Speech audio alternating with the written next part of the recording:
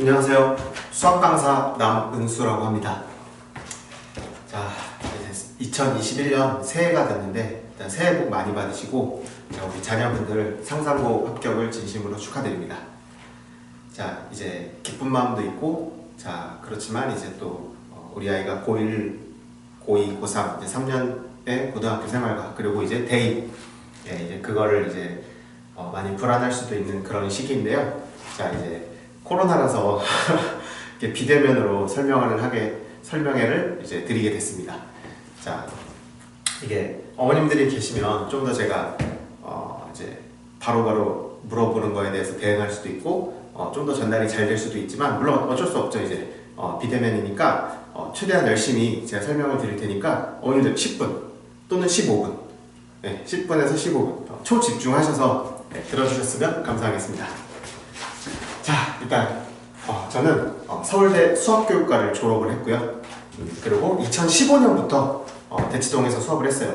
그때 이제 예비고1 학생들 아이들 데리고 수업을 해서 2015년 16년에 그때 좀 운 좋게 아이들이 결과가 매우 좋았어요. 그래서 제가 2017년부터 대치동 예선학원에서 고2, 고3 수학을 가르쳤어요. 수능까지. 그렇게 해서 2017, 2018, 2019 이렇게 3년 연속 30명 마감을 했고요. 30명 반 마감을 했어요. 그래서 우리 아이들하고 이제 제가 수업하는 거에 있어서 그리고 우리 아이들의 어떤 심리라든지 그런 아이들하고 이제 호흡을 잘 맞출 수 있다는 거 어머님들 잘 알아주셨으면 하고요. 우리 이번에 제가 이제 2021년 올해부터 여기 이대학원에서 이제 예비 고1로 수학을 하게 됐습니다. 자, 어머님들 이제 걱정이 많으시죠, 그렇죠? 우리 아이 수학 잘할 수 있을까? 자, 이런 질문 드릴게요. 우리 아이가 무조건 내신 1등급, 2등급 받을 수 있다. 이렇게 확신에 차서 대답을 하실 수 있진 않죠, 그렇죠? 자, 이제 다 불안할 거예요. 왜냐면 우리 아이들 실력이 물론 아주 뛰어난 애들도 있지만 다 비슷비슷해요. 수학 상하 다 여러 번 했죠, 그렇죠? 그런 상황에서 이제 다 같이 이제 내신 시험이라는 걸 이제 보게 되는데, 자, 혹시 이런 고민하시고 계신가요? 우리 아이는 수시로 대학을 갈까? 또는 수능을 볼까? 이런 생각을 하실 수 있겠죠, 그렇죠? 그래서 제가 일단 시험 성격에 대해서 한번 좀 설명을 드릴게요. 되게 중요한 부분이에요. 자, 우리 내신 시험 같은 경우는 이제 우리 상상고 아이들은 이제 중간고사가 객관식이 없죠. 다 서답형이에요. 서답형하고 서술형만으로 60분 동안 22에서 23문제를 풀게 되고요. 그 다음 기말은 객관식을 포함해요. 이제 자, 그 다음에 수능 같은 경우는 90분 동안 30문제 이렇게 푸는 거거든요. 큰 차이가 뭘 것 같아요? 그쵸, 나눗셈 하실 수 있으시죠, 그쵸? 자, 여기 나눗셈을 해보시면 대략 2분 정도가 나오고 여기는 3.3분 정도가 나와요. 그럼 이제 1.3분이 뭔 큰 차이냐 라고 하실 수 있지만 사실은 큰 차이죠. 20문제가 넘어가는 거니까 큰 차이가 난다고 생각하시면 되는데, 제가 이 말씀을 왜 드리냐, 사실 여기 보시면 제가 30이라고 안 쓰고 뭐라고 썼어요? 25 더하기 5죠. 그쵸? 이 5가 뭔지 아시나요, 어머님들? 요새 이게 준킬러라고 해요. 용어는 알아두셔야 되겠죠, 그쵸? 어디 뭐 설명회 가셔도 다 나오는 용어니까. 요새는 이제 킬러는 없고요. 준킬러가 5문제예요. 2017, 2018학년도에는 27 플러스 3, 특히 그 3 중에서 30번은 슈퍼킬러. 전국에 맞추는 애가 100명, 200명 정도 되는 그런 문제가 17, 18에는 나왔고, 그 다음 19에는 좀 과도기예요. 그리고 20, 21 작년에 본 시험이 2021인 거 아시죠? 2021 학년도 그 수능 대비니까. 그래서 그때부터 이제 2년 전부터요. 그러니까 2년 전부터 기조가 바뀌어서 이제 슈퍼킬러가 없어요. 그리고 5문제가 다 동일한 난이도, 다 비슷비슷한 난이도. 그렇게 해서 25 더하기 5인데 어머님 생각해보세요. 아까 3.3분이라고 했는데 그럼 이 25문제를 75분 안에 푼다? 그럼 이제 남은 시간이 15분 동안 5문제를 푼다? 말이 안 되죠, 그렇죠? 그러니까 사실은 25문제를 푸는데 50에서 60분에 끊어야 돼요. 그래야 우리 아이들이 어려운 문제에 도전을 할 수가 있는 거예요. 자, 그럼 이제 무슨 말 하시고 싶은지 좀 아시겠어요? 사실은 아까 여기 2분이고 3.3분인데 이 25분이 50, 60분이에요. 그쵸? 그러니까 나는 나중에 수능만 잘 봐야지 이렇게 생각하는 건 곤란하고요. 반드시 우리 아이들이 고1, 고2 시험 1년에 4개씩 있죠, 그쵸? 거기에서 이런 시간 관리 능력을 길러야 이제 수능 대비할 때 요게 이제 끝난 상황에서 이제 고3이 되는 거예요. 예, 이제 그렇게 생각을 하셔야 돼요. 근데 만약에 우리 아이가 상상고에 이제 입학해서 딱 첫 시험을 봤는데 만약에 3, 4등급이다. 그러면 사실 어떤 느낌이 드냐면 이제 나는 내신 안 되겠다. 수능에 올인해야 되겠다는 생각을 하는데 그럼 큰 오산이라는 거예요. 왜냐면 수능에서 이 25문제를 하는 그 전략이 내신에서 하는 거랑 똑같은데 그럼 앞으로 내신은 난 이제 열심히 안 해라고 딱 그렇게 마음을 잡아버려서 하면은 오히려 수능에서도 더 위험할 수가 있는 상황인 거예요. 그래서 이제 저도 아이들한테 이제 그 점을 잘 주지시켜서 무조건 이제 1학기 시험 잘 보자. 스타트를 잘 끊자. 그래야 고1, 고2 때 우리 아이들이 더 중요하죠. 2학년 때는 수1, 수2 그거는 이제 수능의 공통 과목이니까 그런 것까지 내신에서 열심히 준비를 해서 이거를 마친 상태로 고3으로 올라가셔야 돼요. 그러니까 제가 여기 VS라고 썼지만 사실은 다 중요하다. 사실은 지금 내신이 중요하다. 딴 거 중요하지 않다. 무조건 1학기 중간고사를 잘 보셔야 된다. 그래야 우리 아이가 끝까지 열심히 할 마음을 가지고 갈 수 있다. 만약에는 얘기는 하지 맙시다. 어쨌든 그래서 그렇게 하시면 되고 자, 그 다음에 이제 오늘 많이 궁금하실 건데 상상고 시험이 어떻다라고 들으셨어요? 뭐 다른 설명회도 많이 가셨을 거고 이렇게 비대면 설명회 많이 하시죠, 그쵸? 그럼 혹시 이런 말씀 들으셨나? 학교 시험이 쉽다. 난이도 어렵지 않다. 시간 싸움이다. 방금 아까 제가 말씀드린 것처럼. 아까 제 말 그것만 들으셨다면 또 그렇게 생각할 수 있거든요. 근데 사실은 그게 큰 오산인 거예요. 그게 이제 우리 아이들과 저희 이제 강사들의 이제 그런 어떤 생각의 간격이거든요. 자, 무슨 말이냐? 제가 지금 37살인데 그 말은 제가 20년 동안 수학을 했어요. 그러면 그 사람이 시험 문제를 봤을 때 거기서 느끼는 난이도하고 우리 아이들이 실제로 문제를 봤을 때 느끼는 난이도가 다르다는 거예요. 분명히 우리 아이들 열심히 해왔어요, 지금까지. 수학 상하 여러 번 받고. 그래서 기본적인 문제들 잘 풀어요. 그런데 자, 이런 일이 없도록 제가 말씀을 드리는 거예요. 만약에 시험을 보고 나서 이런 말을 한다. 엄마, 시간이 부족했어요. 아는 건데 틀렸어요. 자, 이게 왜 일어나는 거냐면 첫 번째, 자, 시간이 부족했다. 어머님들 이렇게 생각할 수 있어요. 이거 공부 열심히 안 해놓고 애가 핑계대고 있구나. 핑계가 아니에요. 사실이에요. 만약에 제가 아이들한테 예를 들어서 재작년 기출문제를 풀어보게 하잖아요. 그랬을 때 만약에 시간을 5분에서 10분 더 주잖아요. 그러면 등급이 2개가 올라가요. 그러니까 실제로 시간이 되게 중요한 거예요. 그럼 네가 결국 얘기하는 것도 수능이 시간 얘기가 아니냐? 그게 아닌 거예요. 잘 들어보셔야 돼요. 시간이 그러면 어떤 측면으로 접근해야 되냐? 그러니까 이거예요. 우리 아이들이 이거 내가 안다고 생각하는 문제예요. 그래서 이거 옛날에 뭐 학교 선생님이 또는 학원 선생님이 푸는 거 보여주셨어. 그래서 이 문제는 이 아이디어로 푸는 거야 라고 생각했어요. 그래서 나 이거 알아라고 생각하지만 실제로는 내가 그 문제를 풀어낼 수 있느냐가 중요한 거예요. 그 스트레스 받는 그 시간 상황 안에. 그러니까 내가 예를 들어서 집에서 또는 독서실에서 편안한 상태로 실제 시험 시간보다 5분에서 10분을 더 주면 분명히 아이들은 2등급이 더 올라가요. 그럼 그 말은 무슨 말이에요? 그러니까 평소에 시험 볼 때 학원에서 이제 시험을 보든 또는 본인이 공부를 할 때는 반드시 그런 염두를 하면서 해야 되는 거예요. 이게 생각을 많이 할 시간이 없는 거예요. 근데 생각을 많이 할 시간이 없는데 그걸 잘 맞춰야 된다. 그 말은 무슨 말이에요? 굉장히 거기에 익숙해져야 되는 거예요. 그래서 사실 이제 이것만으로 제가 겨울방학 때 또는 내신 때 아이들을 어떻게 수업하는지를 지금 말씀을 드린 건데 저 같은 경우에는 제가 클리닉을 다 직접 합니다.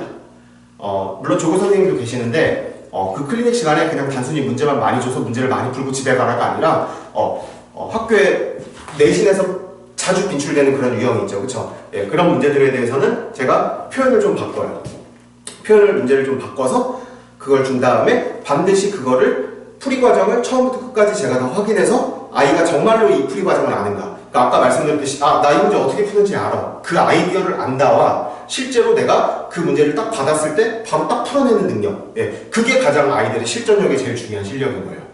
무슨 말씀인지 알았죠? 그쵸? 그래서 제가 클리닉을 다 진행해서 반드시 우리 아이들 그걸 다 잡는다라는 거고, 그 다음에 또 아까 말씀드렸듯이 아이가 나 아는 건데 실수했다. 또는 그러니까 아는 거였다. 이게 무슨 말이냐면, 이것도 사실이에요. 이거 무슨 말이냐면, 제가 문제를 풀어주지 않아요. 애가 틀렸다고 했는데 풀어주지 않아요. 근데 내가 이거 이런 말이 나왔으니까 이 문제는 이런 걸 구하라는 거야. 그러니까 제가 직접 풀어주지 않아도 이거는 이런 말이야 라는 설명을 하면 풀어요. 10중 9은 풀어요. 그럼 그 말은 무슨 말이에요? 평소에 문제 유형별로만 공부를 한 거예요. 이 말이 나오는 게 이 말이 이 말인 걸 몰랐다. 그게 결국에 무슨 문제예요? 개념을 개념답게 공부 안 하고 문제 유형별로 공부를 했구나, 그렇게 생각을 하시면 돼요. 그래서 제가 이번에 겨울에 수업할 때는 반드시 우리 아이들 그런 실전력을 높이기 위해서 반드시 제한 시간 엄격하게 지켜서 우리 아이들이 반드시 그거를 백지에다가 서술형에다가 정확하게 써서 제출하고 가는 그것까지 제가 확인을 할 거고, 그리고 뭐 이런 말씀 제가 드리면 민망하지만 나는 그래도 정통파 출신이잖아요. 서울대 수학교육과 제가 개념을 정확하게 가르쳐서 우리 아이들이 좀 다른 표현이 나오더라도 이게 그 말인 거를 이해를 못하면 안 되는 거예요. 그러니까 이게 사실은 되게 평소 훈련이 중요한 거예요. 그냥 내가 편한 상태에서 문제를 풀 때는 이게 뭔지 알아. 근데 이 시간 동안 내 인생이 걸린 시간이야. 이 시간 동안 그 다른 말이 나왔을 때 그게 그 말인 걸 알아야 된다는 거예요. 그러려면 평소에 유형학습별로 공부를 하면 안 되고 개념을 똑바로 공부하는 게 좋다. 그러니까 물론 지금까지 이제 여러 번 돌리면서 어느 정도 유형에 대한 이해는 많이 됐을 거라고 믿어요. 우리 상상과 애들 지금까지 보면 다 그랬어요. 기본은 다 돼 있어요. 근데 이제 거기다가 제가 다시 한번 개념을 다시 한번 정확하게 한다, 이렇게 생각을 하시면 될 것 같아요. 자, 그래서 중요합니다. 어머님들도 잘 잡아주셔야 돼요, 우리 아이들. 그래야 이것도 잘 할 수 있어요. 자, 그 다음에 논점 2 봅시다. 자, 그러면 네가 방금 나한테 1학기 중간고사 무조건 잘 봐야 된다며.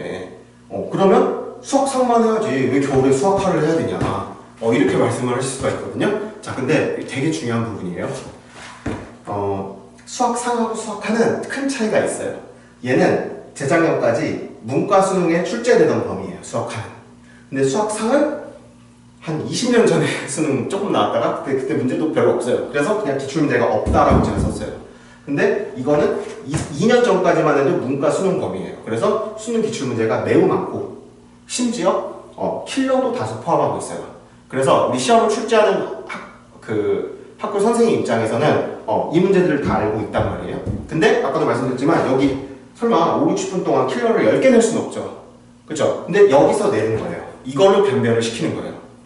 그래서 반드시 그거에 대한 아까 제가 말씀드린 자다 일어나서도 정확하게 A4 용지에다가 처음부터 끝까지 풀어낼 수 있어야 돼요. 그냥 나 이거 그 문제 봤어, 알아, 이 정도가 아닌 거예요. 그냥 바로 풀어낼 수 있는 거를 이거를 여름방학은 너무 짧아요. 그래서 미리 이거를 겨울 때 한번 연습하고, 그리고 여름에 또다시 한번 하고, 그리고 이제 내신 기간 때는 실전 문제들로 이거를 연습을 하는 거예요. 그럼 이거는 뭐냐? 이거는 이제 아시는 분은 아실 텐데, 재작년 같은 경우는 학교 프린트가 이제 그러니까 수능 기출 문제가 없으니까 그냥 시중 문제집으로 내는 거예요. 그래서 이거는 뭐 올림포스라든지 EBS 또는 블랙라벨이라든지 이제 그런 것들은 이제 해마다 학교 프린트가 나오거든요. 그럼 이제 그거는 그거에 맞게 그건 제가 할 거예요. 자, 그래서 반드시 수학화를 열심히 해야 된다, 이번 겨울에 말씀을 드리고, 참고로 제가 수업하는 거 수학화예요. 이거를 반드시 밟고 가야 돼요. 이걸 밟고 가야 그래야 2학기에도 잘 된다. 그 다음에 물론 이거 되게 중요하죠. 이것도 이제 훌륭하신 선생님께서 이제 해주실 거고, 이제 이 정도 말씀을 드리면 될 것 같아요. 제발 어렵지 않죠, 그렇죠? 제가 아이들 눈높이에 잘 맞게 설명을 해서 아이들이 잘 이해를 해요. 어머님들도 이해가 잘 되셨을 거라고 믿어요. 자, 어머님들 안 계시니까 제가 질의응답을 받을 수는 없고, 자, 이 정도로 이제 제가 마무리를 할 거고, 이제 마지막으로 드리고 싶은 말씀은, 자, 이제 지금 이제 물론 우리 아이의 미래 때문에도 이제 불안하지만 또 이제 코로나 때문에 여러 가지 또 이제 어려움이 많으실 텐데, 제가 작년에 가르쳤던 고3 아이들이 고맙게도 이런 말을 했어요. 학교를 못 가고 또 여러 가지 이제 뒤숭숭하지만 자습 시간을 많이 확보할 수 있었다. 그래서 저는 이렇게 생각하거든요. 오늘 위기라는 말씀 아시죠? 그렇죠? 위는 위험하다의 위예요. 그 다음에 기는 기회의 기자거든요. 그래서 결국엔 이제 작년에 증명이 됐죠. 코로나가 있든 전쟁이 나든 수능은 봅니다.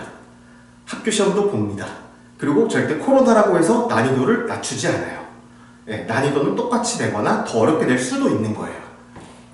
그러니까 어떤 상황에서든 열심히 하는 그 자세가 중요한 거예요. 남들이 이렇게 한다 저렇게 한다, 예, 이런 것보다도 그 위기에서 반드시 정신 차리고 열심히 하면 좋은 결과가 있을 거다라는 말씀을 드리고, 그리고 그런 불안한 마음 같은 거는 당연하다고 생각해요. 더 좋은 결과가 있었으면 좋겠고, 우리 아이가 이렇게 열심히 하는데 더 잘 되지 않으면 불안하죠. 예, 그런 마음이 없는 게 이상한 거죠.